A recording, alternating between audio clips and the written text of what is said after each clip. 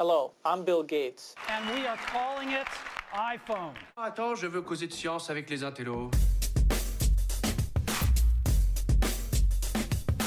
Bonjour à tous, je suis Jérôme Colombin. Et bonjour à toutes et à tous, je suis François Sorel.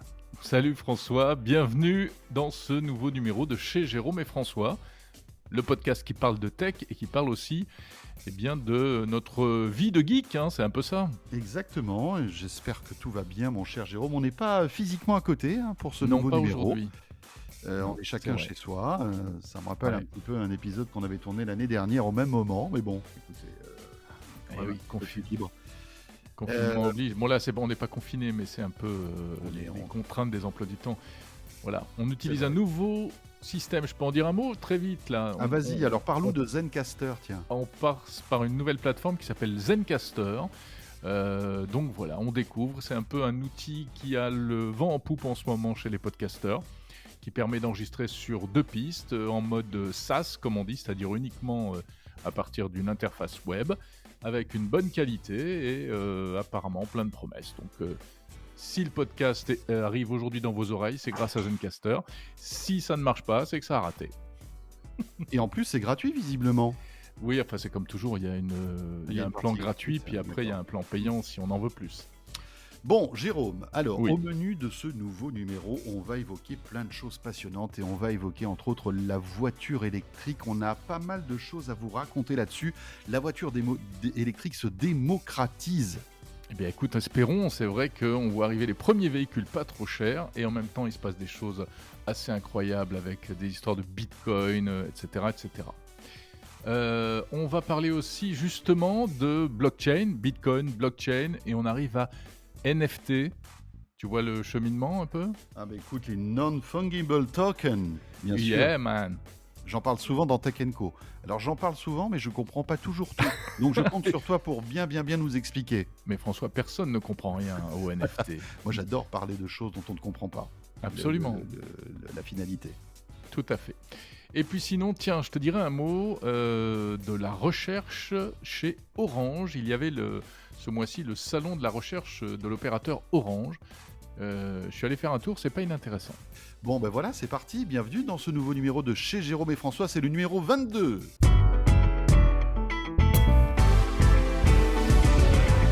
Alors avant d'aller plus loin, François, il faut faire une petite annonce, car il y a du neuf du côté des podcasts de 01 TV depuis quelques jours. Oui. Tiens, je pensais que quand tu parlais de petite annonce, tu avais quelque chose à vendre. Je sais pas. J'ai moi. des choses à vendre, cela dit, j'ai des canapés à vendre si ça vous intéresse. Pour ça. C'est pour ça, je me suis dit. Moi, j'ai une table de jardin, si vous voulez. Mais toi, donc, c'est un Oui, ensemble magnifique. Combien de fois on absolument. t'a assis confortablement sur ton canapé, hein? Voilà, donc on peut en reparler hors antenne si ça vous branche. Oui. Non, sérieusement, l'annonce, elle concerne donc les nouveaux podcasts de 01 TV qui sont en ligne sur les plateformes depuis quelques jours à peine. Oui, vous nous les avez demandés à corps et à cri. Ça y est, ils sont là. Enfin, en théorie, puisque tout ça est très très frais. Mais la bonne nouvelle, c'est que vous allez pouvoir retrouver l'intégralité des contenus de 01 TV en podcast, Jérôme. Et c'est vrai que vous étiez très nombreux à nous le demander. Désolé d'ailleurs voilà, de toute cette latence, mais vous savez qu'il y a beaucoup de choses à faire. Voilà, et c'était dans le pipe. Et ça y est, je crois que c'est en place. Exactement, c'est en place. Alors il y a 5 flux en fait, qui correspondent aux émissions, aux principales émissions de 01 TV. Oui. 01 Drive, l'Ultra Haute Émission, le 01 Hebdo, le magazine du jeudi, Oui. chez Jérôme et François, ce podcast Oui. que vous écoutez, qui existe depuis maintenant plus de 2 ans, C'est vrai. au passage. Oui. On l'a lancé en janvier 2019. Je me souviens, c'était, lors d'un salon high-tech. Tu sais, ces trucs qui n'existent Ouais. plus. Oui, ouais, ces machins où il y avait Il y avait des gens. des exposants qui présentaient des produits qu'on pouvait C'est ça. toucher avec les doigts. Il y avait des humains qui passaient C'était pas seulement des vidéos. des humains qui passaient devant les stands. Voilà. Et puis, je termine juste, il y a également le Village Startup. Donc, Ah! les principales émissions. Et alors, il s'agit de podcasts audio. En fait, ce sont les versions audio de nos émissions vidéo. Donc voilà, si vous partez en voyage, faire du sport, vous balader en forêt, etc., tac, que vous n'avez pas pu suivre nos émissions, vous vous abonnez, vous téléchargez et vous pouvez nous écouter. Ça, c'est une bonne nouvelle. Voilà, Ouais, si vous êtes en voiture aussi, c'est pratique, écouter les podcasts, c'est chouette. Donc c'est ça, mieux c'est que bien. regarder des vidéos en voiture, ça c'est certain. Oui, Heu oui, en effet. et puis avec une petite précision François, c'est que, comme le podcast chez Jérôme et François existait depuis donc plus de 2 ans, actuellement, il y a un petit télescopage, il y a 2 flux, mais ça ne devrait pas durer. Donc en principe, si vous êtes abonné à l'actuel chez Jérôme et François, heu, en toute, comment dire? Ça devrait, basculer automatiquement sur le nouveau flux. Mais si jamais ce n'était pas le cas, si vous nous perdez dans votre application de podcast, eh bien recherchez le nouveau chez Jérôme et François, rabonnez-vous et voilà, et ce sera pas plus c'est pas plus compliqué que ça. Voilà. Juste un mot, hein, pour De quoi je me mail, ça ne bouge pas, hein, pour De quoi je me mail. En fait, le flux, existait déjà, Oui, absolument. à la fois sur le flux, je crois que c'est un flux, RMC ou BFM Business, donc ça ne change rien. Donc voilà, mais ça, c'est cool, hein, le fait de vous étiez très nombreux à nous le demander et voilà, donc les versions audio des podcasts de 01 TV sont disponibles dorénavant. Voilà, et n'hésitez pas à les télécharger. Yes. L'actu de ce mois de mars 2021, François, elle a été marquée par, eh bien, donc un certain nombre d'annonces en matière de véhicules électriques. Oui, alors, des annonces en termes de véhicules électriques, Jérôme, tu le sais parce que tu es tout aussi intéressé que moi par le sujet. Oui, je Il y en suis a un quasiment tous les jours, je hein. suis un nouveau converti. C'est vrai, voilà, bienvenue dans la secte de l'électrique. Et oui, parce que rappelons que, tu as une Hyundai Kona depuis, quoi, 2 mois maintenant, hein? Oui, Ça et va? je vends des canapés aussi puisque tu as décidé de raconter ma vie. Bah, tu vends des Conapés, exactement. Bon alors, oui, c'est vrai qu'il y a beaucoup d'annonces en matière de véhicules électriques, mais il y en a, 2 qui nous ont vraiment qui nous ont vraiment marqués, je dirais. C'est d'abord Volkswagen qui se jette dans la bataille, donc ça veut dire beaucoup de choses et puis, un véhicule électrique hyper bon marché. Et oui, tu sais que, depuis de nombreuses années, la marque Dacia essaie de casser les prix dans le monde du véhicule, hein, avec des on se souvient des Dacia Logan, des Sandero, c'est le Duster aussi, oui, voilà, c'est le Duster, Oui, tu sais, Dacia le Duster, énorme petit succès, qui était un voilà, un petit SUV pas cher et pas super mal du beau, tout d'ailleurs. exactement, très joli et tout en fait, Dacia a toujours, réussi l'équation d'un excellent rapport qualité-prix. C'est-à-dire qu'on a des voitures, vraiment à des prix très intéressants, mais qui ne font pas honte, tu vois? Qui sont plutôt jolies, plutôt bien équipées et cetera. Alors évidemment, Mmh. on monte pas dans une Audi ou une Mercedes, hein, Ouais, ouais. ça coûte pas le même prix, mais franchement, on en a pour son argent et la grosse nouvelle, eh bien, c'est la Dacia Spring qui a été, présentée il y a quelques semaines de cela et qui arrive là, dans les mois qui viennent.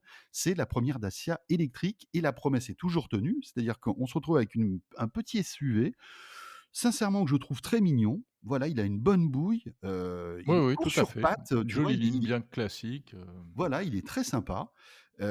Franchement, ça donne envie et évidemment, le prix est canon parce que, quand on enlève l'aide du gouvernement, on tombe, écoutez bien, à 12 000 €. Voilà, pour 12 000 pas mal, €, hein. vous avez un véhicule électrique avec, bon, bien sûr, après vous pouvez, choisir le niveau de finition et avoir plus ou moins d'équipement, mais pour 12 000 €, on a un véhicule électrique. Alors le seul petit bémol, c'est, la capacité de la batterie. On se retrouve avec une batterie qui a, 200 kilomètres d'autonomie. Voilà. Oui, forcément.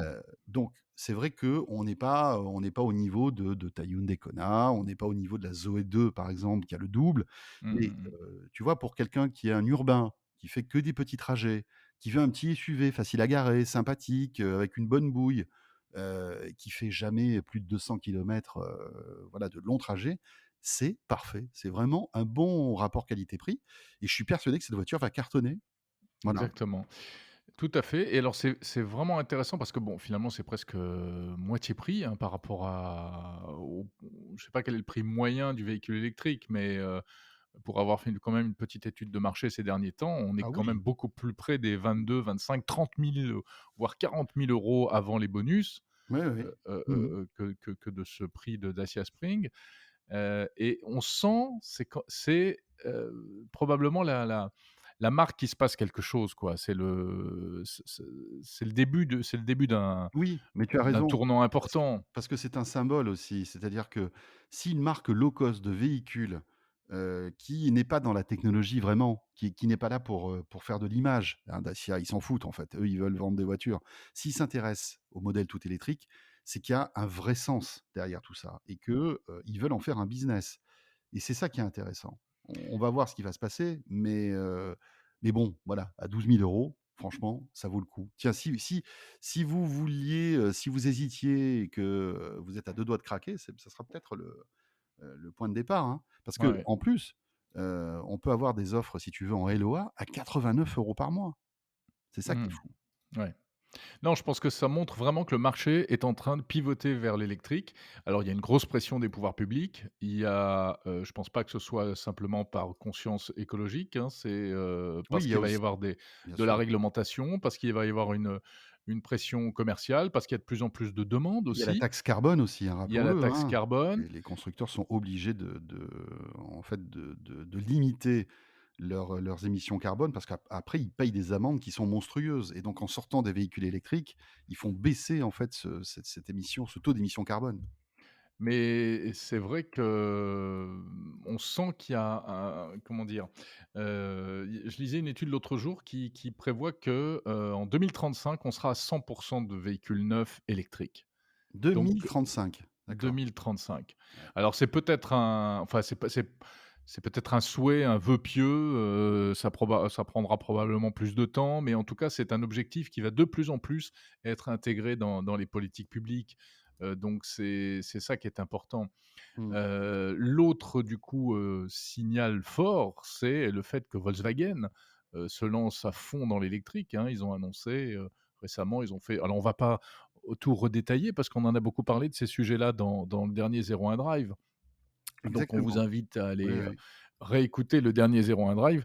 Mais c'est très intéressant, le virage à 180° de Volkswagen vers l'électrique. Là aussi, ça montre que toute l'industrie est en train de se préparer à cette, transformation.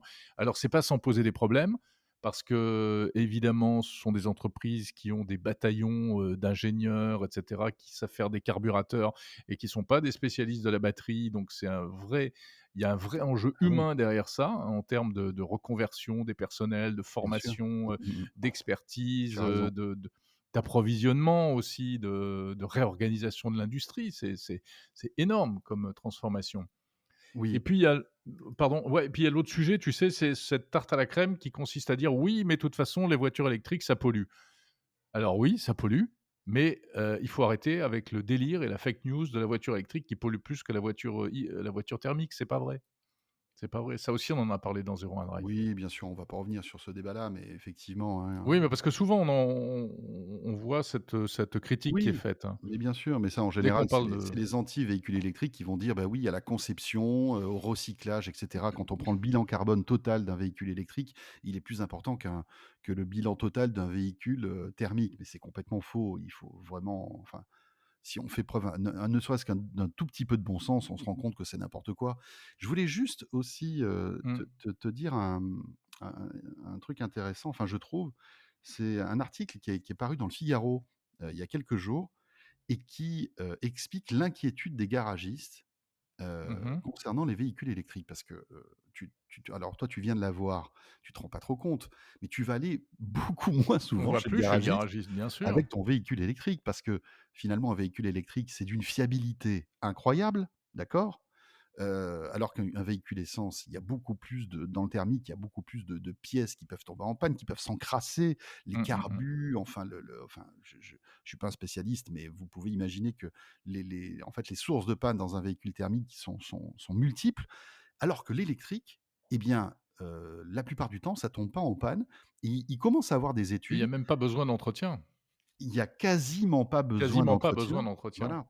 Et en fait, on commence à avoir des études qui sont très intéressantes et qui expliquent que, un véhicule électrique va 2 fois moins dans un garage qu'un véhicule thermique. Et je pense que c'est même encore surestimé parce que, finalement, on va, aujourd'hui, chez un garagiste pour son véhicule électrique. Écoute, moi, pour tout te raconter, j'y suis allé hier et tu sais pourquoi j'y suis allé? Pour mettre Mmh. à jour ma voiture, en fait. Voilà. Ouais. Et parce que, voilà, il y avait un petit truc, ils l'ont gardé quelques heures, ils ont mis à jour tous les calculateurs et c'est reparti. Après, quels sont les problèmes qu'on peut rencontrer avec un véhicule? Alors tu peux avoir des Évidemment, problèmes de carrosserie, hein, ça oui, D'accord, ça c'est vrai. Voilà, tu peux te prendre un Carrosserie, les poteau, pneus, avec une voiture électrique comme avec une voiture thermique. oui, bien sûr, mais c'est, on va dire que ça c'est sauf si tu as un gros clash, c'est de l'esthétique, si tu veux. Donc tu es pas Mmh. obligé, si tu as un petit choc, tu es pas obligé d'aller chez le garagiste, ta voiture roule toujours. Heu Ouais. et Ça, c'est bien une réflexion de Parisien ça. «Oui, non, mais elle est un peu bugnée, mais c'est pas grave, hein». Je veux dire, tu sais, on appelle ça les bagnoles de Parisiens, celles qui sont bugnées de partout, mais c'est bon, vrai. c'est des petits pets, donc on s'en fout. Écoute, pour moi, pour l'instant, ma Zoé est toute belle, donc voilà, ne nous porte pas malheur. Mais après, c'est quoi? C'est le frein, si tu veux, changer les plaquettes de frein, des reprogrammations de calculateurs et donc il y a une vraie inquiétude aujourd'hui de la part du métier de garagiste qui se dit: «Mais comment ça va se passer dans 10, 15 ans Ouais, quand mais François, si tu veux, il y aura un switch, et qu'il y aura beaucoup plus de véhicules électriques qui se vendront, quoi?» alors je crois C'est que c'était encore un déjà un métier peu. qui va être bouleversé. Oui, bah, c'est sûr, les maréchaux le maréchal ferrant aussi, c'est un métier qui a disparu, hein. On n'a plus besoin de ferrer les Oui, chevaux, hein. bien sûr. Non, non, Donc non, mais c'était et c'est simplement sûr que moi, je serais comme on garagiste évoquait ce aujourd'hui, je sujet-là, commencerais voilà. à voilà, je commencerais sérieusement à regarder un peu les formations et puis il y aura forcément des besoins et puis, et puis c'est un petit peu la transformation a été amorcée avec les véhicules, thermiques mais hyper connectés avec, voilà, il y avait déjà un peu une différence entre les garagistes qui savaient utiliser une valise de diagnostic électronique et ceux qui savaient pas, et cetera, et cetera. Et Mais puis, après comme tu le dis, je pense qu'il y aura toujours besoin d'ingénieurs, automobiles, au lieu de démonter le carbu, eh bien, tu auras eu une formation d'informatique pour comprendre comment fonctionne le firmware de ton véhicule, où sont les capteurs, comment la mettre à jour, et cetera, et cetera. Je pense ouais, qu'on ouais et puis aura il y a toujours peut-être besoin il y a peut-être de ces talents-là. ouais, et puis il y a peut-être d'autres services à inventer, enfin je sais pas, je dis n'importe quoi, mais de la formation, de la prise en main, parce que les véhicules deviennent de plus en plus compliqués aussi à prendre en main. Oui, Le nombre de gens qui aujourd'hui achètent des véhicules, alors pas forcément électriques, mais hyper connectés, et qui en réalité, comme pour les smartphones finalement ou les ordinateurs à une certaine époque, n'utilisent que 10 des possibilités techniques eh de oui, leur véhicule. ouais, tu as raison. Toutes les fonctions d'assistance à la conduite, je suis persuadé qu'il y a plein de gens qui ne les utilisent pas en fait. Un mot aussi sur, Tesla, sachez que si vous avez quelques bitcoins cachés quelque part dans un portefeuille numérique, eh bien, vous allez pouvoir vous offrir une Tesla. Alors malheureusement, c'est qu'aux États-Unis pour l'instant, Mmh. mais peut-être que ça arrivera bientôt en Europe ou en France. Mais aux US, vous allez, dans une concession Tesla et vous pouvez l'acheter avec des bitcoins. Et oui. Voilà. Voilà, ce qui explique un peu pourquoi, Tesla a investi dans le bitcoin, récemment. Et puis mais cela dit, moi je trouve qu'il y a quelque chose qui tient pas la route dans cette histoire-là. Pour une Tesla, C'est c'est que dangereux en plus. hein? Oui, non, mais il y a quelque chose de pas cohérent de la part d'Elon Musk. C'est que je te rappelle que Tesla a été inventé pour révolutionner, l'usage de la voiture dans le cadre de, la, diminution de comment dire? Des gaz à effet de serre. Hein, c'est ça le but. Oui. Le but il Oui, l'avait oui, clairement c'est vrai. annoncé. Il y avait un but un peu, voilà, on va, populariser, démocratiser, révolutionner, la voiture électrique parce que, il faut arrêter de polluer. C'est bon et là, il investit dans le bitcoin. Or, le bitcoin est un truc hyper polluant. C'est un truc, le minage de bitcoin, ça a une empreinte carbone énorme. Donc je trouve qu'il y a un peu un grand écart, idéologique qui est pas clair, qui est c'est pas logique. Le bitcoin n'est pas du tout une crypto-monnaie propre. Les crypto-monnaies sont pas très propres d'ailleurs, mais le bitcoin en particulier Oui, puisque c'est le parce plus utilisé. En fait, pour qu'on rentre un petit peu dans les détails, mais sans trop être compliqué, c'est-à-dire qu'en fait, ça toutes ces transactions et tout ce stockage et cetera, consomment beaucoup d'énergie dans les serveurs, c'est ça, hein? Beh, c'est surtout le minage du bitcoin Oui. Mmh. avec des cartes graphiques, avec des ordinateurs qui tournent 24 heures sur 24. Voilà. En plus, le minage demande de plus en plus, d'énergie, c'est-à-dire que enfin la mécanique du bitcoin, sans rentrer dans le détail encore une fois, mais plus on avance et plus il faut, miner longtemps pour fabriquer du bitcoin. Il faut plus d'ordinateurs, il faut plus de cartes graphiques, il faut les faire fonctionner plus longtemps et tout ça, ça consomme énormément d'énergie. Donc c'est pas propre du tout en fait, hein, Mmh, le mmh mh. bitcoin et dans les fermes, à bitcoin qu'on peut trouver en Chine ou ailleurs ou même, en France et en Europe, il y a des particuliers qui font ça, hein, qui achètent des ordinateurs. pour faire du minage de Bitcoin et ils ont des factures d'électricité de folie. Alors ils se payent un peu avec leurs gains en Bitcoin, mais à l'arrivée, ça Mmh. fait quand même une grosse consommation électrique. Donc si l'électricité n'est pas propre, eh bien, c'est très polluant. Jérôme, avant Oui, d'enchaîner sur un sujet que tu maîtrises parfaitement, le parfaitement. non-fungible token, j'aimerais Mmh. que tu nous parles de ce petit gadget que tu, as installé Alors, dans ton je n parking. eh ben, tu vas voir, je ne l'ai pas complètement installé, mais Ah!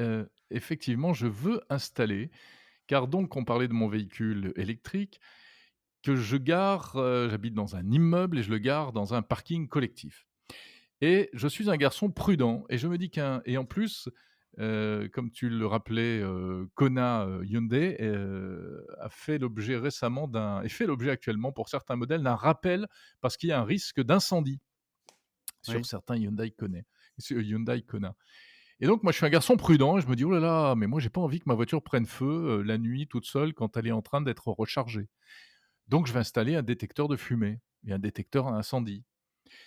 Sauf que un détecteur d'incendie tout bête, il est au sous-sol et moi je suis dans les étages, je risque pas de l'entendre quand il sonne, en Ou pleine alors nuit. ou alors il faudrait que tu dormes dans ta Kona. Ou alors il faudrait que je dorme dans le garage.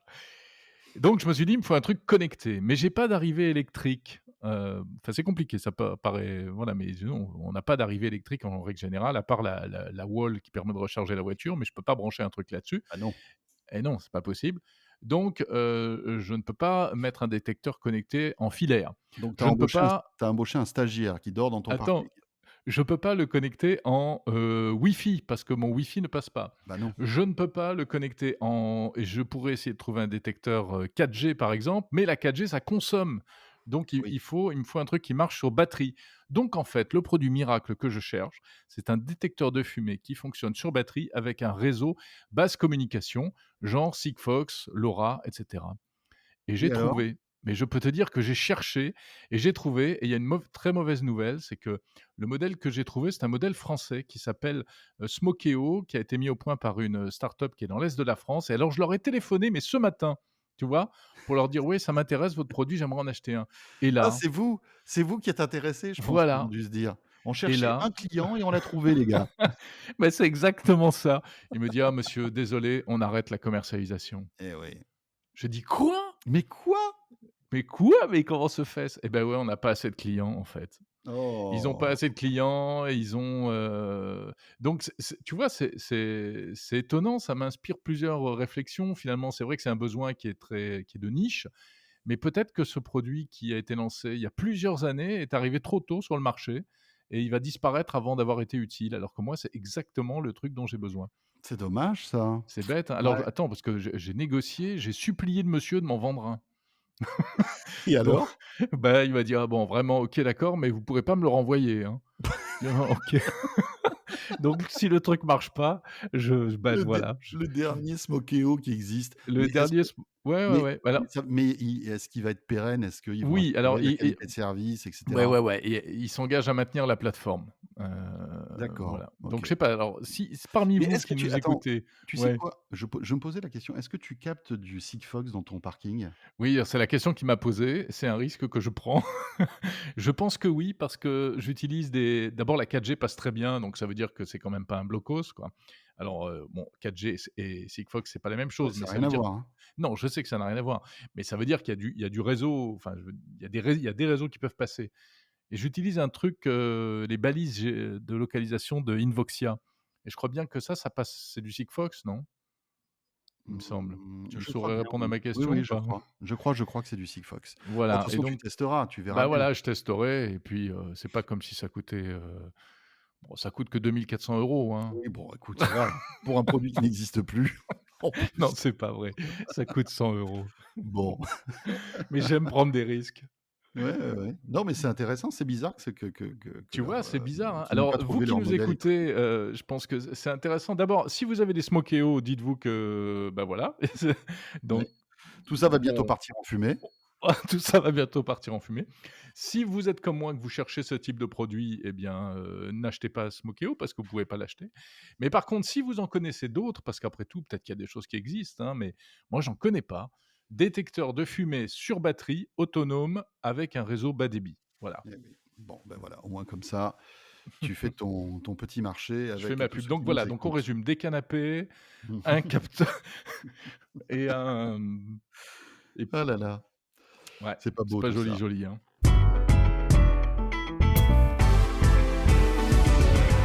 Jérôme, le temps tourne, dis donc. Ouais, c'est. Il faut qu'on parle quand même de ces non-fungible tokens. Ouais. Les NFT. Oui. Alors, C'est qu'est-ce que c'est que alors, ça? c'est une vraie tendance. C'est une espèce de certification. Moi, ce dont j'ai compris dans ce truc-là, hein, c'est une certification numérique, infalsifiable, Bah, t'as d'accord? tout compris. Qui est dans la blockchain Mmh. La et blockchain Ethereum.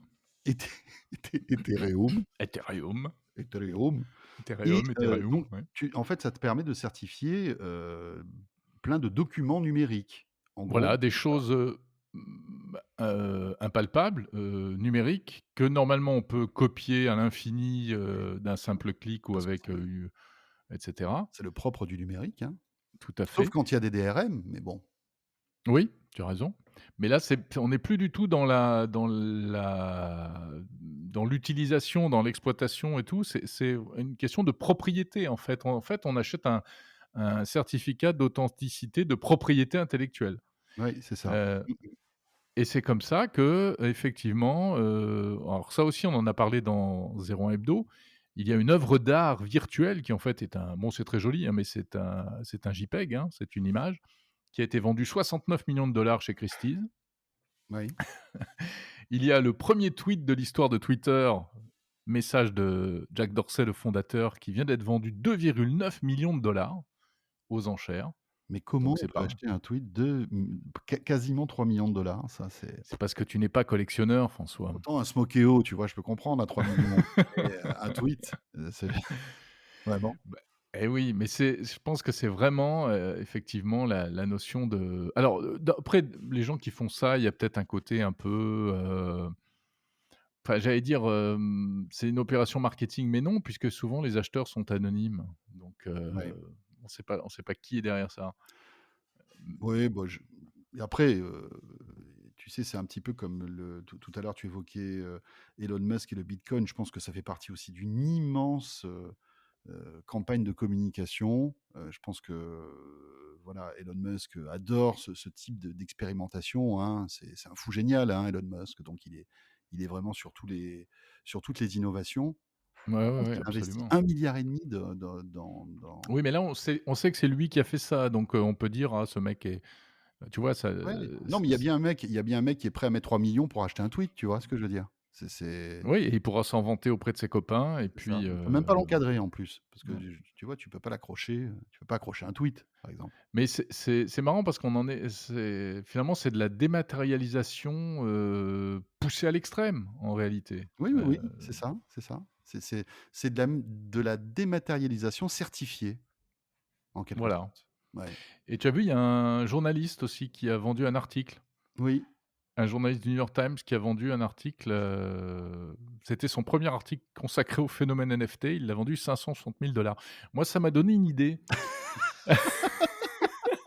Tu tu Si vois on ce que si je on veux dire? vendait chez Jérôme et François, non? Bah, tu sais, je dois avoir un vieux podcast, Oui, peut-être ouais. notre tout premier podcast. Le podcast Dialogue, tu sais? Oui, le De podcast 2005, Dialogue de le tout premier de 2013. 2005-2006. Je me demande si on pourrait pas essayer de le vendre en Ouais, ouais, NFT. ouais, ouais, ouais. Écoutez, si vous êtes prêts à nous donner 500 000 €, on vous le vend, hein, Voilà, sans aucun problème. on peut le mettre aux enchères et on accepte les millions de dollars et tout. Bon, Jérôme, tu voulais aussi nous parler du salon de la recherche, d'Orange? Heu, Oui, alors ça, c'est effectivement, puisque chez Jérôme et François, on vous raconte un peu ce qu'on a fait, dans le courant du mois, hein, à titre, professionnel, et ce mois-ci, je suis allé faire un tour au salon de la recherche d'Orange. Qu'est-ce que c'est? C'est un événement qui théoriquement a lieu en physique, qui cette année était en grande partie dématérialisé. Mais moi, comme je suis un peu fou, je suis quand même allé à la conférence de presse, en chair et en os. C'est amusant d'ailleurs, ça c'est pour l'anecdote, j'étais seul, j'étais le seul journaliste dans la salle. Tous les tous les autres étaient en visio, donc ça, et c'était assez amusant. Mais bon, j'en avais marre, je voulais sortir, tu vois? Je voulais voir des gens. Oui, mais bien sûr. Donc j'ai pris mon petit vélo, il faisait beau, c'était pas très loin de chez moi et je suis allé, assister à cette conférence de presse C'était et c'est intéressant? c'est très intéressant. Alors qu'est-ce que c'est donc c'est l'opérateur Orange qui non seulement vend des Livebox et vend des abonnements, de téléphonie mobile, mais qui ne fait pas que ça parce que c'est l'ancien France Télécom, c'est l'ancien, grand opérateur national. Donc il y a des bataillons d'ingénieurs et de chercheurs, vraiment des chercheurs, c'est-à-dire ils s'occupent pas du tout des produits, c'est pas eux qui vont aller réparer votre Livebox, hein, mais ils sont en train de prévoir, de préparer le futur des technologies. Il y a 8000 chercheurs chez Orange, répartis dans toute la France. Il y en a beaucoup en Bretagne, historiquement, du côté de Lannion. Il y en a beaucoup à Châtillon, là où j'étais, donc Oui. en banlieue parisienne. Mmh. Et ils travaillent sur quoi? Bah, sur plein de trucs différents et j'ai découvert plein de trucs super intéressants. Ils travaillent déjà sur la 6G, par exemple. Voilà. J'ai fait une interview d'ailleurs du directeur du centre, Oui. Michael heu Strabia. hein? Michael Trabia. Oui, alors ça c'est le big boss de l'innovation. Moi, j'ai Oui. interviewé, non, je ne sais plus comment il s'appelle, monsieur Demassieux, D'accord. qui, Mmh. qui dirige lui vraiment les chercheurs.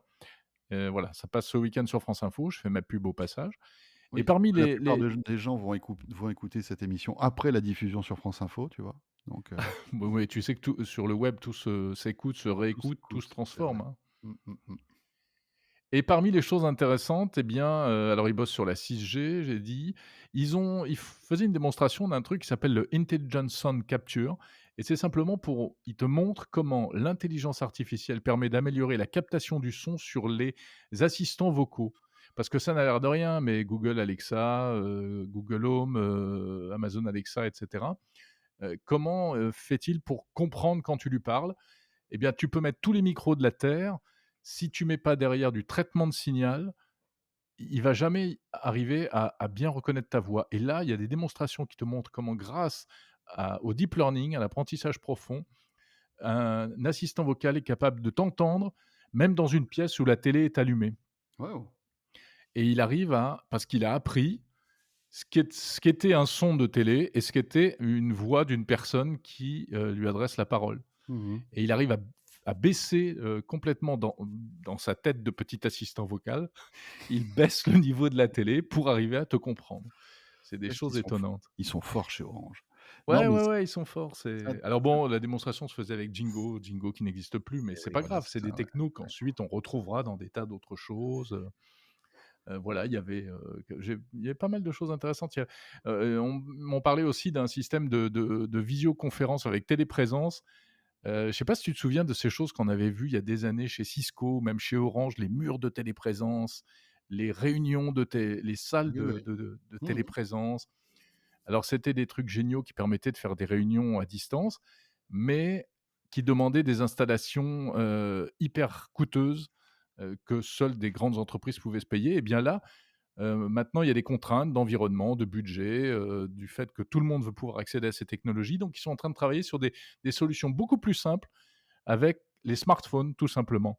Où bah, finalement, c'est ton smartphone qui te servirait de micro, de caméra Mmh. et d'écran pour une personne qui est absente. Enfin, une espèce de virtualisation de la conférence avec des moyens qui coûtent pas cher. Euh, Et ça va être la tendance du futur, hein. C'est-à-dire Exactement. qu'il faut absolument qu'on améliore l'expérience de visio, avec, encore plus d'immersion, une meilleure qualité, pas de latence et cetera et je pense que tous les Ah, on t'appelle. ouais, non, attends. Et toujours en matière d'intelligence artificielle, ils font des trucs assez géniaux. Par exemple, c'est l'intelligence artificielle qui va te permettre de prédire les pannes sur ta connexion Internet. Mmh. Tu dis ça marche pas, je suis en panne. Mais pour savoir où se situe la panne, c'est dans la box, dans le réseau, dans la prise, dans l'immeuble, etc. Eh bien, on se base sur tous les historiques de panne analysés par intelligence artificielle pour que le technicien, quand il arrive, il sache qu'à 90%, la panne pour ce type de symptômes, elle va se situer là, précisément. Et bien voilà, Voilà. mais de toute façon, l'opérateur Orange qui est toujours très, très intéressant, hein. Ils ont des milliers de chercheurs, d'ingénieurs et Ouais, ouais, 8000 c'est pas pour rien, chercheurs. hein. C'est pas pour rien, ça c'est clair. Bon, Jérôme, on arrive à la fin de ce 22e podcast déjà, tu te rends compte, mon Dieu? plus de 2 ans que ce podcast existe et merci de votre fidélité parce que vous êtes de Oui. plus en plus nombreux à le télécharger, donc c'est vraiment super. Exactement. Tiens, tu sais quoi? On en parlait quand on préparait cette émission. Si pour la prochaine, on faisait quelque chose d'un petit peu fifou. Ah, Par ah, exemple, tenter le truc. Mais alors, vous savez, on aime bien les expériences. Ça serait de faire un chez Jérôme et François L'expérience sur extrême. Clubhouse. Sur Clubhouse. Non? Mais c'est une très bonne idée. C'est une très C'est-à-dire bonne idée. qu'on ferait notre discussion comme on a l'habitude de le faire Mhm. sur Clubhouse, qui nous permettrait peut-être de vous avoir, enfin quelques-uns d'entre vous qui ont un iPhone, qui ont la possibilité d'avoir Clubhouse, de participer à la discussion. Et puis après, on enregistre tout ça. Ouais. On nettoie un petit peu quand il y a des bêtises, machin. Et puis, ça sera le nouveau podcast. Eh ben écoute, c'est une bonne idée. Je te propose qu'on fasse ça le mois prochain. Alors bon, la seule chose, c'est que Clubhouse, malheureusement, n'est accessible qu'aux possesseurs d'iPhone. Eh oui. Et puis en plus, toujours sur invitation. Donc effectivement, on n'aura peut-être pas tout le monde. Mais c'est pas grave, puisque comme tu l'as dit, ça restera un vrai podcast qui sera mis en ligne Oui, voilà, par ça la ne suite. changera rien. Voilà. Si vous Voilà, êtes ça là avec changera nous, rien. vous pourrez écouter et participer, pourquoi pas. Et puis, si vous n'avez pas Clubhouse, si vous n'avez pas d'iPhone, c'est pas grave, vous aurez votre podcast habituel qui sera peut-être un petit peu différent dans la forme, mais ça peut être intéressant. Ouais. On va voir, on va tenter. Puis si c'est pas bien, si ça marche pas, c'est pas grave. On reviendra après au numéro suivant, à nos habitudes. Mais on va tenter, Voilà. on va voir. Donc, comment on fait? Donc, alors, suivez-nous sur les réseaux et puis on vous l'annoncera sur Twitter Voilà, c'est ça. notamment. Et Suivez-nous. puis, Exactement. Suivez-nous sur nos comptes Twitter. On essaiera de vous donner une date une semaine avant ouais. pour que vous puissiez être là au rendez-vous parce que Clubhouse, il faut que ce soit en direct. Donc, ça demande quand même des contraintes. Mais on essaiera de vous avertir avant. Et puis, on verra bien. On va tenter l'aventure. Exactement, c'est une très bonne idée. François, je te laisse. Je crois Oui. que tu as du monde à déjeuner. Et oui, c'est pour tout Donc, te dire. Vraiment, ils arrivent là. Donc, bon, ça, eh ben écoute, voilà, on se retrouve donc le mois prochain. Merci à vous tous qui nous suivez et puis faites passer le message. Invitez vos amis à vous abonner à chez Jérôme et François. Oui, merci de nous suivre en tout cas et rendez-vous le mois prochain pour une forme un petit peu particulière sur Clubhouse. À très vite et Jérôme, on se voit bientôt, nous, de toute façon, Ouais. tout le temps. Hein, donc, ciao, ciao. Salut à tous.